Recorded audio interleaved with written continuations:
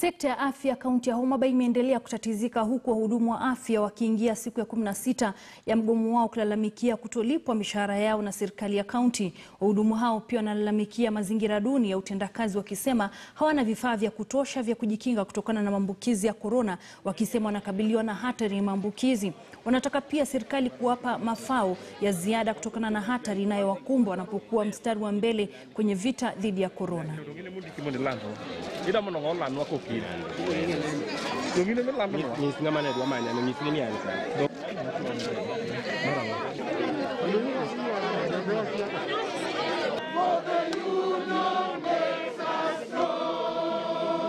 His Excellency Uhuru Kenyatta, please move to the nearest barracks in Nairobi.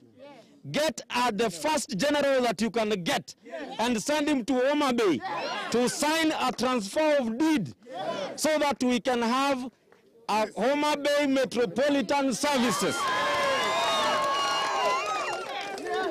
that can competently manage the affairs of health in this county. I want to state it very categorically here and let everyone who cares listen. These workers cannot be intimidated. Never. They cannot be cajoled.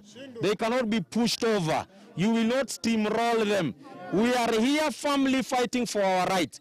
The best thing that the county government could do is to pay us our salaries and all that is due to us. It is unfortunate that all these workers you see here do not even have NHIF cover. The situation in Homa Bay is one thing. The ICUs that people are talking about, the PPE that they're talking about, us as people on the ground are not seeing those things. So we want to say that even if we will finish this salary parade and go back to work because of payment of salaries, we must